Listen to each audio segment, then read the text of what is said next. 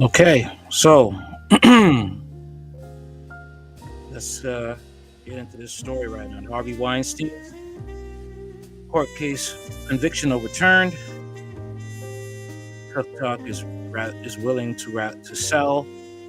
Sorry, not willing to sell. Willing to just shut down, sell to Americans, American government, and much more. Let's get into it. Hard Talk Radio live in Fortran.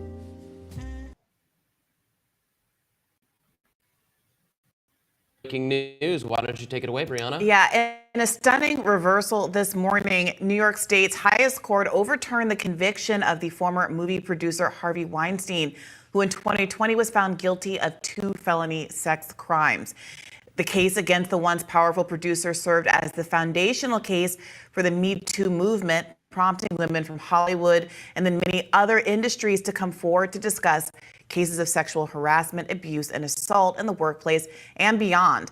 It was a movement that shook the very core of the workplace and the workplace dynamics. The reopening of this case opens a painful chapter for some people who were involved in that movement. Well, the appeals court said it based its decision on that prosecutors were allowed to call witnesses who said Weinstein had assaulted them, but then were not part of the actual charges against him. The decision said that under our system of justice, the accused has a right to be held to account only for the crime charged, and thus allegations of prior acts may not be admitted against them.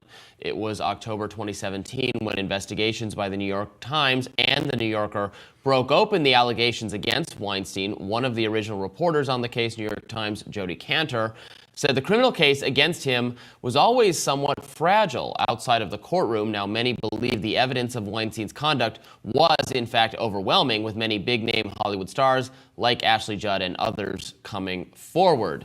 Yes. So what's important to know right off the bat is that this does not mean that Harvey Weinstein is out of jail. No. He was also convicted in a California case. So this does mean he will be transferred from New York custody and prison to a California prison.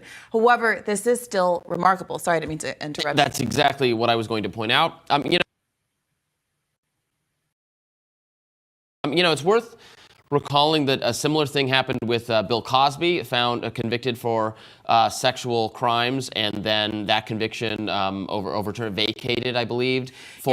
Because the prosecution prosecution messed up. They were so hungry for a conviction with the Bill Cosby case that they didn't do things the proper way.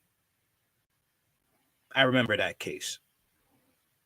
Or not exactly the same reasons, but for procedural issues with the case. Well, there's some overlap here, and both cases, as I understand it, involve the question of propensity evidence. So you're not allowed to admit evidence that shows that basically because of some other uncharged crime, this person did something else bad, so this person broke the law in some other instance, maybe proven, maybe unproven.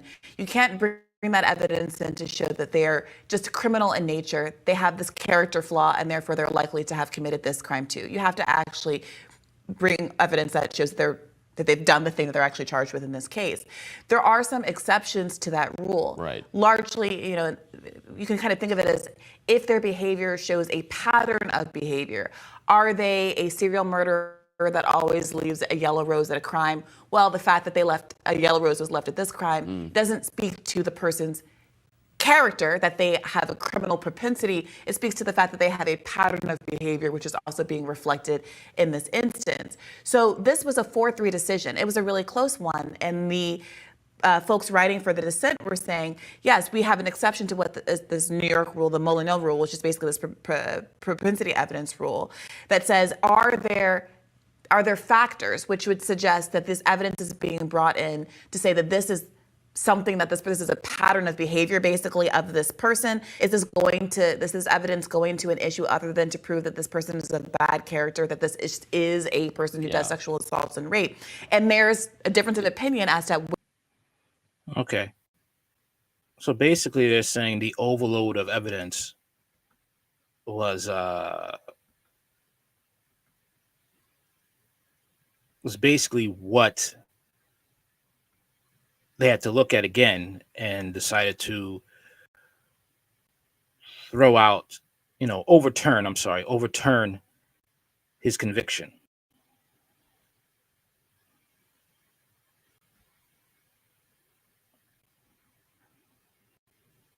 Basically what they're saying.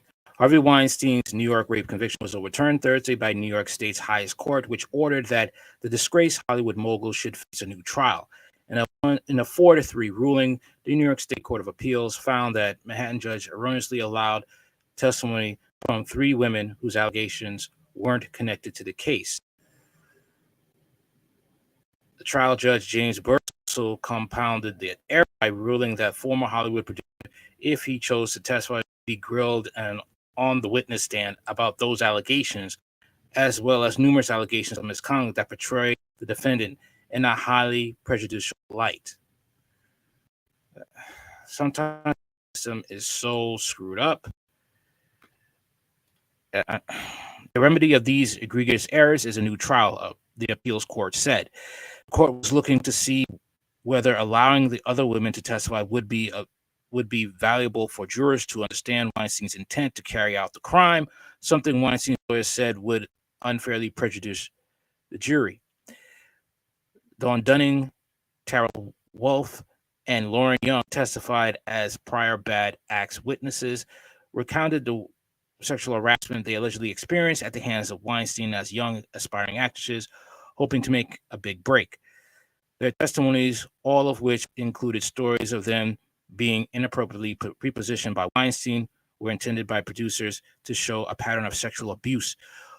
Weinstein's lawyers, Arthur Aldala, told the New York Times that the decision was not just a victory for Mr. Weinstein, but for every criminal defendant in the state of New York, that we compliment the Court of Appeals for upholding the most basic principles that a criminal defendant should have in a trial. Weinstein, 72, has been serving a 23-year sentence in a New York prison following his conviction in charges of criminal sex act for forcibly performing oral sex on former Project Runway production assistant Mariami Mimi Heliangi in 2006 and raping hairstylist Jessica Mann in 2013. In spite of the Thursday's decision, Weinstein will remain behind bars because he was separately sentenced in February 2023 to 16 years in prison in a Los Angeles criminal case for raping an Italian model. She testified that he threw himself onto her after appearing uninvited outside her hotel room during an Italian film festival there in 2013. He was acquitted for sexual battery by restraint of a Jane Doe 3, and the jury was hung on whether he was guilty of sexual battery by restraint of Jane Doe 2. Reps for Weinstein did not immediately respond to requests for comment. A spokesperson for the Manhattan District Attorney's Office told the Post, "We will do everything in our power to retry this case and remain steadfast in our commitment to survivors of sexual assault."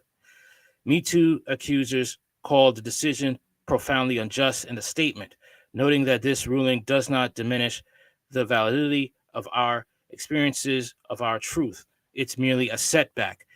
The man found guilty continues to serve his time in a California prison. When survivors everywhere broke their silence in 2017, the world changed. We continue to stand strong and advocate for that change. We will continue to fight for justice for survivors everywhere. In a scathing dissent, Judge Madeline Singas wrote that the majority was whitewashing the facts to conform to a he said, she said narrative, and that the appeals court was continuing to a disturbing trend of overturning juries' guilty verdicts in cases involving sexual violence. That's what I see here. Okay. The majority determination perpetuates outdated notions of sexual violence and allows predators to escape accountability, Singas wrote. The conclusion deprives juries of the context necessary to do their work, forecloses the prosecution from using any essential tool to prove intent, ignores the nuances of how sexual violence is perpetrated and perceived, and demonstrates the majority's utter lack of understanding of the dynamics of sexual assault. Because New York's women deserve better, I dissent, she concluded. Weinstein's alleged victims also slammed the decision, one telling the Post a group of survivors who speak regularly were in complete shock over the decision Thursday. "We are all on a text thread. We are all in complete shock," said Lauren Sutherland, a former anchor for News 12, Long Island, and Fox 11, who accused Weinstein of masturbating in front of her. Michael Botcher, a former prosecutor in the Manhattan DA's office, said he wasn't surprised by the court's decision characterizing Burke's rulings to let other women testify as too extreme. I'm actually not shocked, Batchelor told the Post. It's my experience in New York State courts. If you're going to get a reversal, uncharged crimes will do it for you. Bachner warned that judges need to balance cases like Weinstein's in just manner and avoid bending over backwards to allow the prosecution and victim story to be told in a manner that impacts the defendant's right to be fairly tried. Seth Zuckerman, a defense attorney who has defended Me Too cases, including a director, Paul Haggis, said the New York ruling tackles the issue of prosecutors relying on character assassinations to win at such trials. I won't read any more, but it seems that, our court system really is going in the toilet. All right. That's what it is. And for some reason, it's going to seem that they're trying to normalize sexual violence. That's what it seems here. And that's wrong. That it's extremely wrong.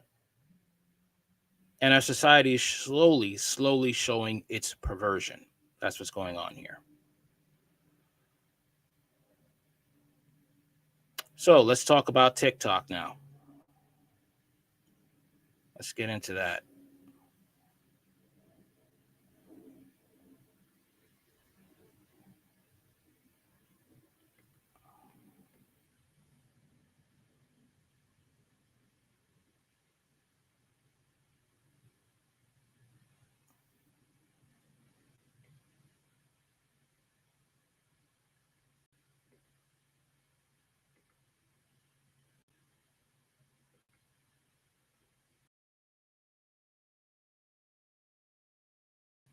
All right.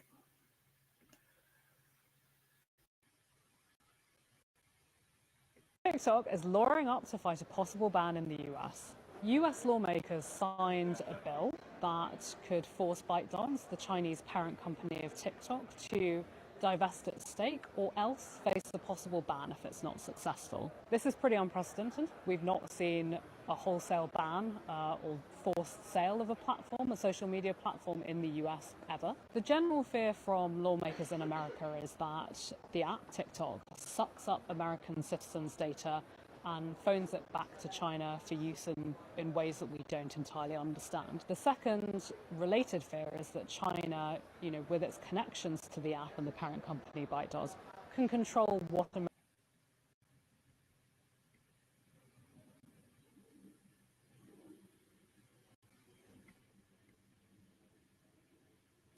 Okay, my thing is this, right? When it comes to trying to say, well, China will spy on us, we don't know what they're sending here.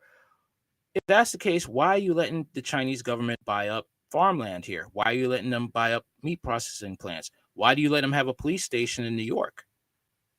Literally, we have a police station in New York, okay, run completely and owned by the Chinese.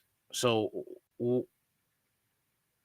if you're trying to say about TikTok, your fear of TikTok spying on us and giving them secrets, but you let them have so much access to American resources as it is. Heck, the United States government is in debt to China. Now what? What do you have to say about that now?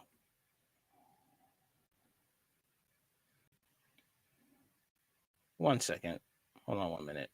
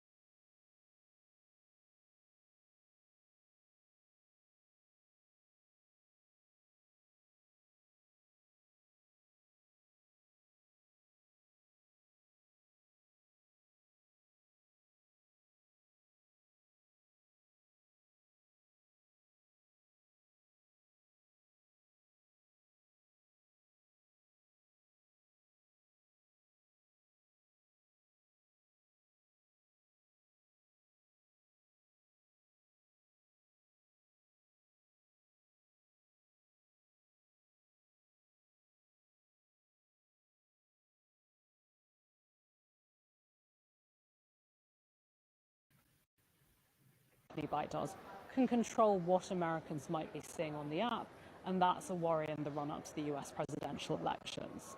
President Biden has signaled that he would approve the proposals should they pass through the Senate, and that's despite his own presidential campaign leaning very heavily into the platform. TikTok isn't going down in the US without a fight. Its parent ByteDance has signaled internally in a memo to staff that it wants to fight the proposals in court should they become law. Yeah. He definitely does not want TikTok up. Okay. Because he doesn't want any dirty laundry coming out about him during this election, and especially Trump. Trump wants the internet censored as well. A lot of people think, well, Trump is here to drain the swamp. He is part of the swamp. Okay, he's not here. Trump. The best way to tell you to describe Trump, he's Homelander. That is who Trump is. Trump is Homelander from The Boys. Everybody starts to love him until they find out who he really is. Okay. In a nutshell. Okay, TikTok owner ByteDance reportedly would rather shut down the app than sell it as it faces U.S. ban. The TikTok owner ByteDance reportedly would rather shut down the popular video sharing app than sell it if the Chinese-based company exhausts all legal options to fight the U.S. ban. Despite growing interest from American buyers for the platform, the algorithms TikTok relies on for its operations are deemed core to ByteDance overall operations, which would make a sale of the app with algorithms highly unlikely, sources close to the parent said. TikTok CEO's Zhao Chu vowed on Wednesday that the social media company will wage a legal war after President Joe Biden signed a law forcing ByteDance to sell the app in 270 days or face a ban. On Thursday, ByteDance shot down a report by The Information saying it was exploring scenarios for selling TikTok's U.S. business without the algorithm. The company posted on Tatao, a media platform it owns, that it had no plan to sell TikTok, which accounts for a small share of ByteDance's total revenues and daily active users. A shutdown would have limited impact on ByteDance's business, while the company would not have to give up its core algorithm, said the source, who declined to be named as they would not authorize to speak to the media. ByteDance declined to comment. A TikTok spokesperson told the Post the Information story is inaccurate. The Information's report also noted that even if a sell-off of its U.S. business, TikTok wouldn't give away its precious algorithm. The secretive algorithm, which tailors each TikTok user for you page to include videos designed to appeal to their individual interests, has been at the center of political debates on whether the app should be barred in the U.S. Some officials have argued that TikTok's confidential algorithms have allowed third parties in China to spy on American users, threatening national security. That's a joke, though. That's really a big joke, like what I've said to you already. TikTok has already said it would challenge the new law in court, calling the U.S. government's effort to ban the short-form video sharing platform unconstitutional. Rest assured, we aren't going anywhere, TikTok CEO Zhao Chu said in a video posted moments after Biden signed the bill, giving ByteDance 270 days to divest TikTok's U.S. assets. The facts and the Constitution are on our side, and we expect to prevail. Supporters of the new rule have advised ByteDance to ditch its TikTok fans in the U.S. to allow social media platform to keep running. All right. It does have to be this painful for ByteDance. It doesn't have to be this painful for ByteDance. Representative Raja Krishnamoorthy, an Illinois Democrat and bill co-sponsor, recently posted on X, they can make it a lot easier on themselves by simply divesting at TikTok US. It's their choice. See, this is what you gotta love about American government, man. You know, they try to say, well, it doesn't have to be hard. You know, just give us what we want. Okay. Just bullying and trying to, let's just say, digitally colonize. You know what? I think TikTok should just give up the U.S. ties and just try somewhere else. That's basically it. It's basically it. Why submit to, the corrupt American government? Why do that? Who wants to hide their dirty laundry? Who wants to make their U.S. citizens suffer without them being, called out on it? All right. Is this going to be for like U.S. TikTok users? You're going to have to find some way, possibly, maybe you could still find some way, like a VPN. If there's a VPN to watch channels from other countries without getting in trouble with the government, maybe there's a way that there's some software where you could still do TikTok on another software and still make money. If not, gotta invest into other platforms, I guess. That's about it. All right. That's all I'll read for now. Okay.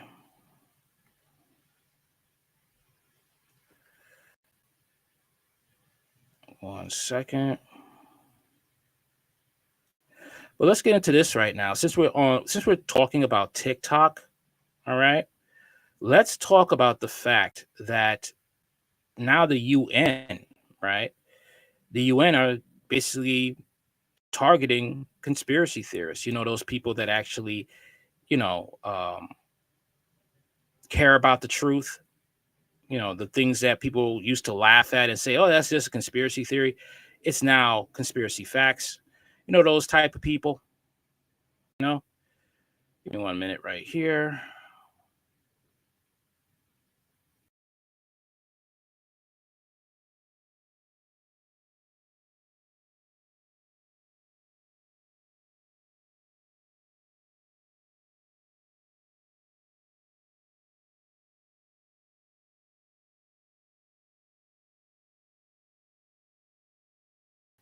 Fair use, by the way. Fair use.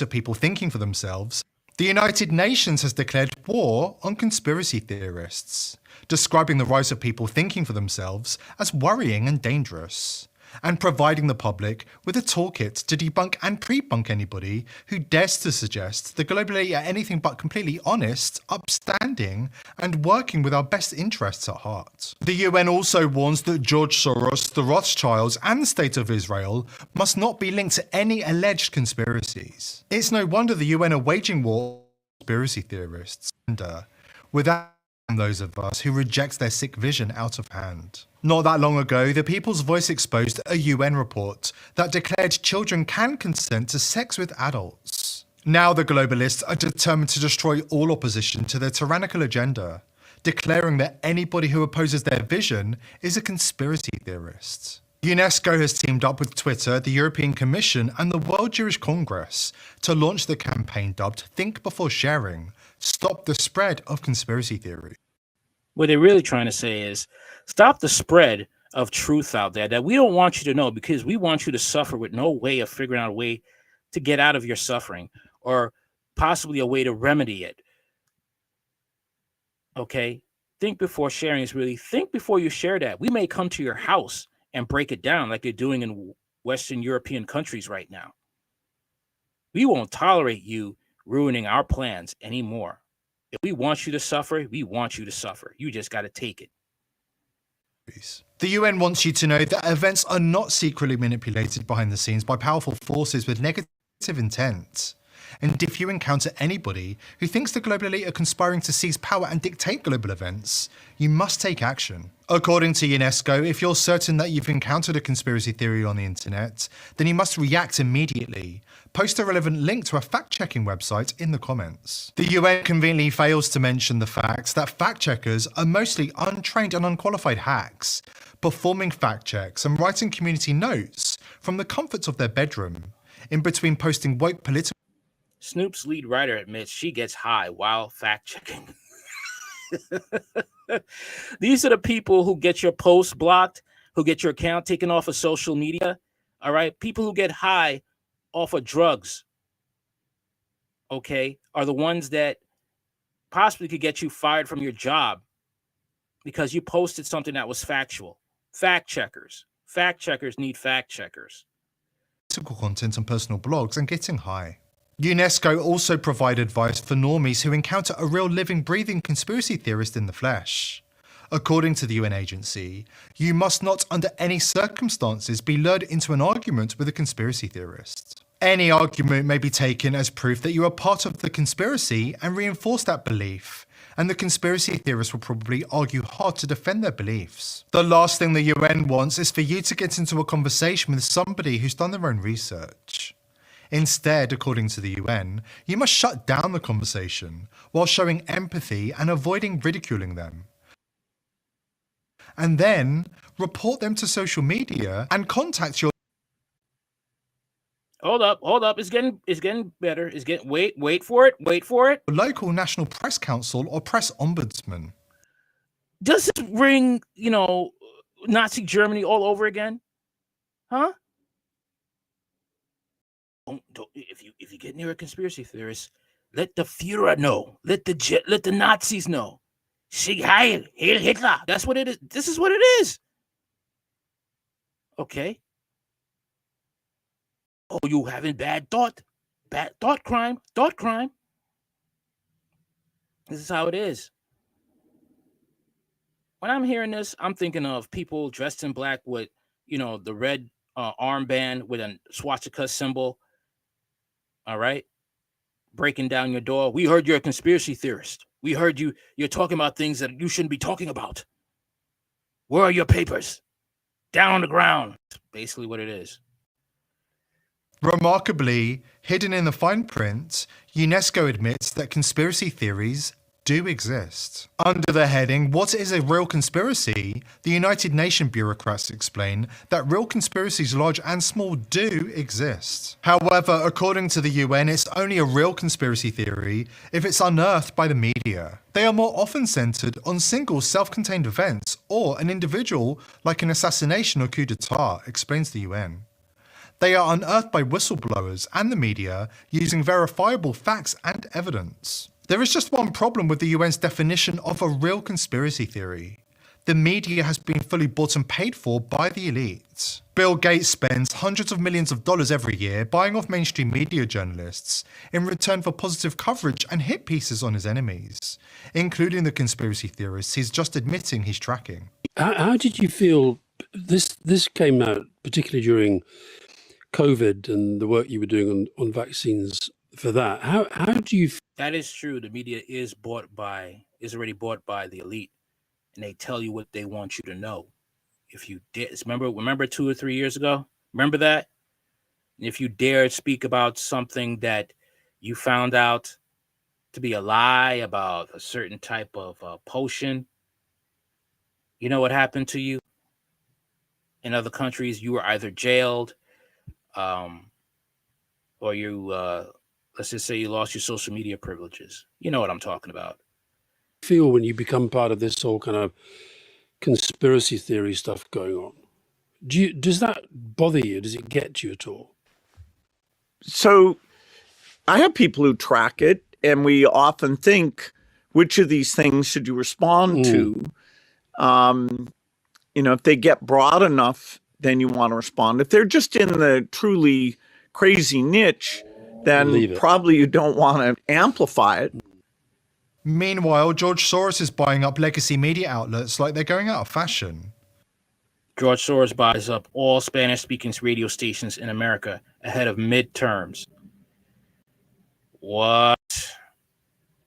Hey, man. Nazi Germany all over again. Hitler owned the airwaves. Dare you speak about something that was not in his interest? Guess what happened to you? You aren't alive anymore. Or you're going to be put in camps. You know those FEMA camps that they got ready and willing? The same camps that Governor Kathy Hochul had ready for people that they could take you at a moment's notice. All right?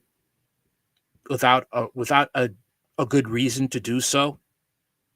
How many remember that there was a Facebook video of a truck driving a bunch of plastic coffins to a destination nobody knew, but they had plastic coffins on that truck, on that fleet truck? How many of you remember that? Okay. Oh wait, they actually are going out of fashion. Despite what the UN is trying to convince the normies, it's clear that the elites are conspiring against the masses. And believe it or not, most normal people would be deeply concerned about this if their brains were not too full of propaganda, fluoride, heavy metals, and ultra-processed foods to form any rational thoughts. It's our job to... That's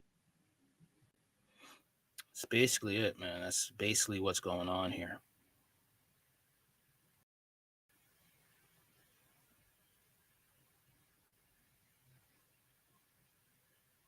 But let's look up something else right now.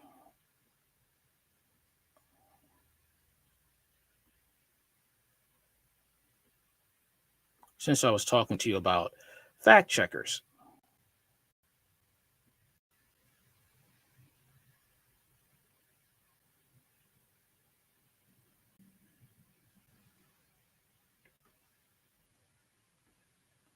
Top Ukrainian fact checker arrested for assault on Gray Zone contributor. Marko Supran, an influential NATO state-funded Ukrainian fact-checker with close ties to Nazi activists, was taken into police custody in Washington, D.C. after assaulting a contributor to the Gray Zone at an event hosted by a neocon Beltway think tank. The Ukrainian-Canadian host of self-styled anti-disinformation outlet, which receives thousands of dollars from the U.S. and U.K. governments and works with Facebook to censor content, was arrested on Capitol Hill last week after assaulting a contributor to the Gray Zone. On April 16th, Marko Supran, who presents an English language flow for the group StopFake.org and whose wife has served as Ukraine's acting Minister of Health, was charged with simple assault after strangling, shoving, and stomping on a Gray Zone contributor, Moss Robison. The incident occurred during the anti-Russia event hosted by the neoconservative Jamestown Foundation entitled Russia's Rupture and Western Policy. Robison was fully credentialized and authorized by organizers to participate in the discussion. This is the guy, Supran reporter shouted, forcing Robison to the hallway, choking him with both hands and pushing him to the ground, leaving his glasses broken. Footage of the event streamed online shows that immediately after the assault, one of the organizers took to the stage to denounce the U.S.-born Robison as a Russian troll and claimed that the Gray Zone contributor deliberately incited the physical attack against him before admonishing attendees to behave themselves. Today, we had a troll called Moss Robison who provoked one of our participants and managed to get him in trouble. So I'm warning everyone, be careful. Don't get into any arguments with anyone. Just walk away. SERP's organization Stop publicly presents itself as a humble, Kyiv-based non-governmental organization focused on fact. Its stated goals include implementing high standards of journalism, education in Ukraine, raising the level of media literacy, and informing the public about the danger of propaganda and dissemination of fake information in the media. The group insists that it receives no government funds, stating flatly on its About Us page, StopFake.org is not supported financially or otherwise by any official Ukrainian organization or government agency. But the group's claim of editorial independence is immediately contradicted by its own website, which admits just 4 sentences later that StopFake is also supported by the Foreign Minister of the Czech Republic and the Embassy of the United Kingdom. In fact, StopFake has received extensive funding from not only British government, but also the U.S.-based National Endowment of Democracy, a CIA cutout that largely funded by the Congress and the State Department. StopFake was founded in 2014, but as of 2017, Political Report explained it was only after the 2016 presidential election in the U.S. when Russia fake news and cyber attacks were blamed for swaying the election in Donald Trump's favor that the site burst onto the global stage. Almost overnight, the founders of StopFake went from provincial do-gooders to international media stars. Political marveled, while praising the group as the grand wizards of the fake news busting world, with lavish funding from Western governments and regular citations in legacy media outlets. Supran has exploited his position in the fake news busting world to whitewash notorious Nazi collaborator Stepan Bandera as a hero resistance fighter who simply refused to cooperate with the Germans. His fascist-friendly tendencies do not stop here. Oh, gosh. Anybody who doesn't know about Stepan Bandera, he's the reason why Ukraine is the way it is, with their Nazi beliefs, their adherence to Nazi philosophy, and the reason why they treated the Black and Indian foreign exchange students the way they did during, the beginning of the Russia-Ukraine war. All right. That's basically, the brains behind every Ukrainian who has Nazi beliefs. Okay. Remember that name, Stepan Bandera. Not long after the political article was published, Supran appeared to a national summer camp in Ukraine alongside a pair of prominent neo-Nazi band leaders, Andriy Sereda and Arseniy Belodub, who affectionately referred to Supran as one of their blood brothers, a term of endearment reportedly bestowed only on those who've completed a pagan-style ceremony which involves bloodletting. In addition to serving as the frontman for white supremacist band Perrin Axe, Belodub is also a leader of the infamous Right Sector movement and has been described as a spiritual leader of the Ukrainian far right. Among the attendees of the Jamestown Foundation event, Supran was hardly alone in maintaining such relationships. Other speakers from Ukraine include the odious Russian opposition leader Ilya Ponomarev, a political figurehead of the Nazi-infested Russian units in the International Legion, which reports to Ukrainian military intelligence chief Kyrylo Bondanovov. Parmeno is also okay, hold on 1 minute. Okay, I just lost my all right, 1 minute right here. Okay. 1 second right here.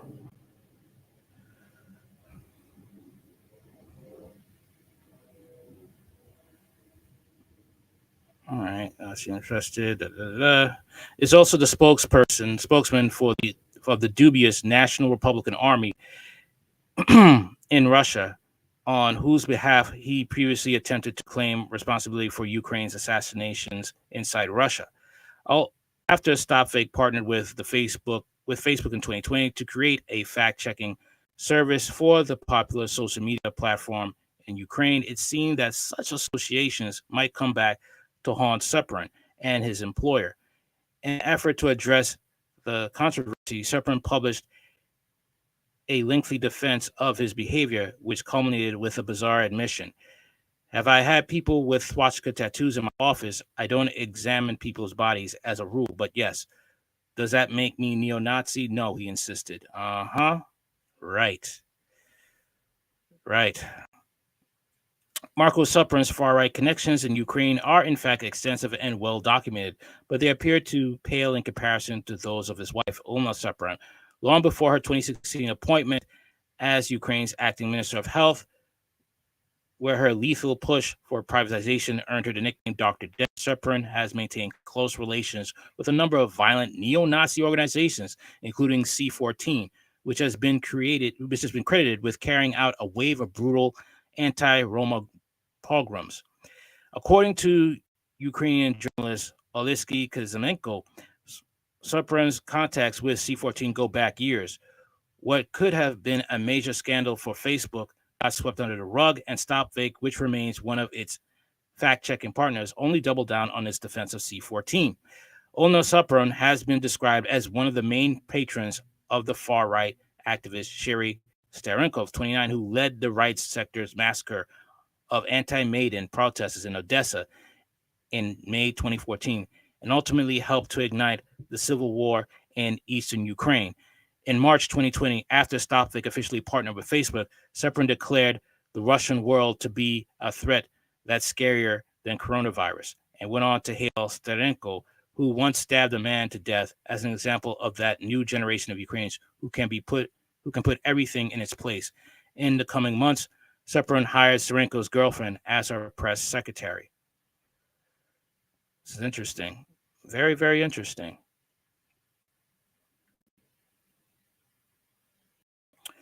At the Jamestown Foundation's April 16th event in Washington, D.C., Moss Robinson attempted to question Sepran approximately an hour before the assault. Can I interest you in some own documents? The Gray Zone contributor asks Marco Sepran, who's stonewalled. An independent researcher, Robinson, who has spent years studying the present-day activities of the Organization of Ukrainian Nationalists, OUN, the infamous group of Nazi collaborators who oversaw the elimination of over 100,000 Poles and Jews in German-occupied Ukraine. Evidence has emerged that the Separatists are sworn members of the contemporary OUNB, the more radical Banderite faction of the OUN, which was personally founded by the genocidal fascist Stepan Bandera. For decades, legacy media outlets have ignored the OUNB's continued existence in Ukraine, and the diaspora assuming the group to be irrelevant and defunct. That was certainly the impression relayed by the Jamestown Foundation Forum's alleged expert on Russia's rupture, Janis Brzezinski, who visited the OUNB quarters in Ukraine in early 2014, but who privately insisted that the OUN no longer exists. So when people try to tell you about Ukraine and how it's a peaceful country and, they're not Nazis and you're being mean to them, yeah, just think of them as, try to think of them as when they say things about Israel. I mean, there's factual things said about the Israeli government when the IDF fighters are doing horrible things to the Palestinians, and then you have, people want to scream, you're being anti-Semitic when you call out Israel for their crap. Just put their faces, the IDF faces on people like this. Okay? Because it's the same playbook. It's the same playbook with Ukraine. Remember when the war first started? Okay. And people found out that Ukrainian soldiers were really neo-Nazis and that our government, both Republican and Democrat, are defending neo-Nazis, actually investing in the weapons, being sold being given to neo-Nazi Ukraine. Remember that? And people want to say, oh, you're being mean to them. You don't know what you're talking about. You're pro-Russia, Like, who's going to side with neo-Nazis unless you're a racist and a white supremacist? Who? Okay. Same thing. It's the same playbook, man. Same playbook.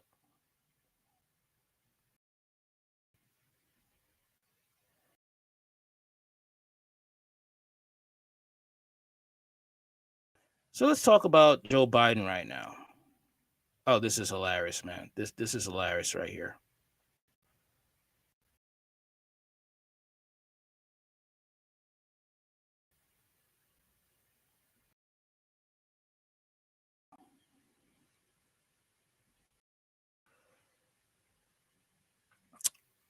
Biden drops red ban to court black voters. Oh, gosh. Are you still convinced that it's only Donald Trump that's a racist? Are you still only convinced that way? The plan to target methyl-flavored products has divided the African-American community, the Democrats' traditional base. The White House has indefinitely postponed plans to ban methanol cigarettes after polls showed a drastic drop in African-American support for President Joe Biden ahead of the November election, according to the Wall Street Journal. About 81% of black smokers used methyl as of 2020, the year when Biden got 91% of the black vote, which black people I know probably regret right now.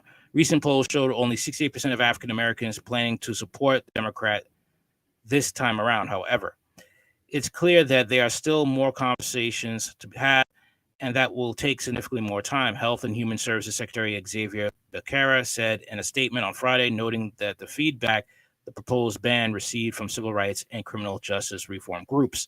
The ban was first proposed in April of 2021 as part of Biden's Cancer Moonshot Initiative. The White House argued that outlawing menthol cigarettes would help people of color improve health outcomes. Menthols account for more than 30% of all cigarettes sold in the U.S. each year and are the most popular among Black and Hispanic smokers. The plan ended up sharply dividing the Democratic voter base. However, Biden's former domestic policy advisor, Susan Rice, has argued that delaying the ban puts more Black lives at risk. while National Association for Advancement of Colored People, NAACP, endorsed the ban on flavored tobacco products as a social justice issue. The American Civil Liberties Union, ACLU, countered the ban would create a black market for menthols and drive up a negative interaction between police and African Americans, all of which would disproportionately impact people of color, as well as prioritize criminalization over public health and harm reduction. He really thinks that black people are just gonna, fall into his lap if you stop the ban on, if you destroy the ban on menthol cigarettes. No, that's not it. How about you actually genuinely want to fight for reparations? That would improve your vote. How about you actually go for modifying or banning qualified immunity for police officers? So that way, all the crooked cops have to actually know what they're doing before they make an arrest or decide to pull out their gun and take a life. How about that? That would make sense.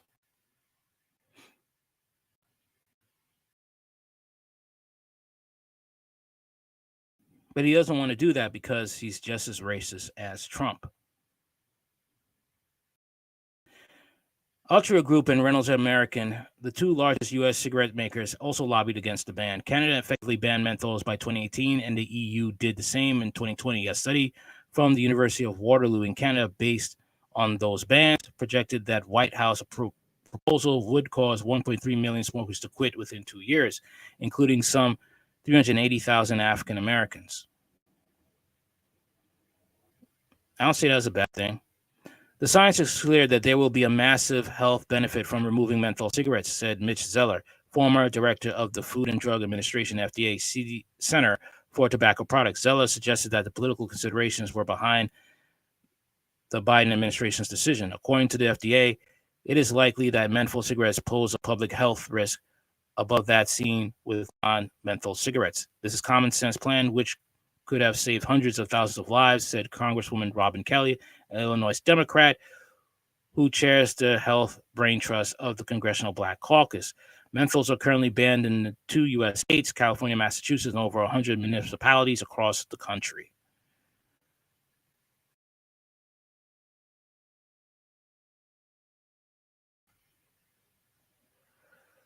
Okay. So, let's talk about Supreme Court right now, trying to weigh in on the criminalization of homelessness. That's right, you heard me. Homelessness. Oh gosh, it's a crime to be homeless. Trying to see, is it a crime? Really, is should we make it a crime?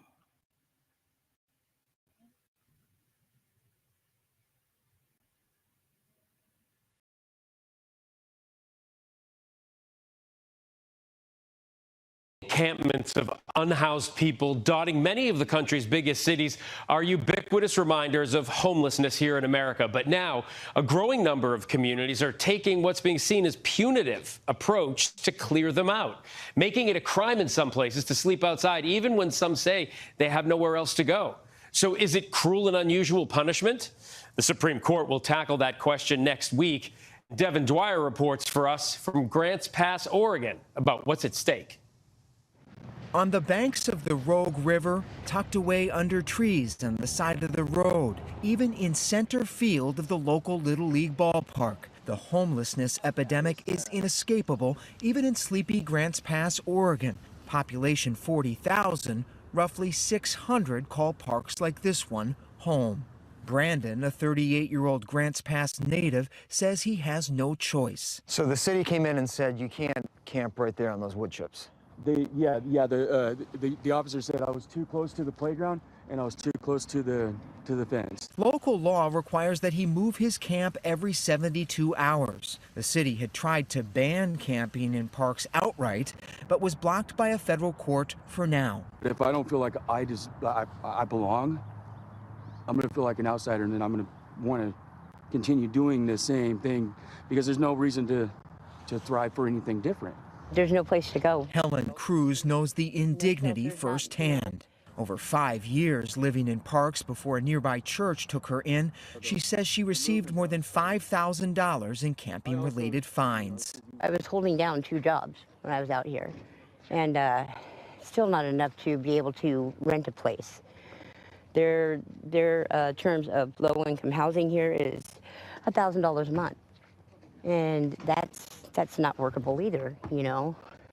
So when the police come through and they do a sweep of this area, what do they do? What do they tell you? If you don't comply, you are trespassed and you could possibly go to jail. The city of Grand. This is sad, man. This is really sad. That you have to weigh in on criminalizing it. Basically, they want to know how much money can we get out of this. Maybe put in shelters and work programs. Shelters with a limit, okay, of how long you can stay. You got 4 years to get your life together. Within that year, you're supposed to go to college, pick up a trade, you know, and get a degree in something that is worth a damn. And then you get out and you live on your own. That makes sense, but they don't want to do that. Grants Pass is among a growing number of American communities passing laws to crack down on homeless encampments.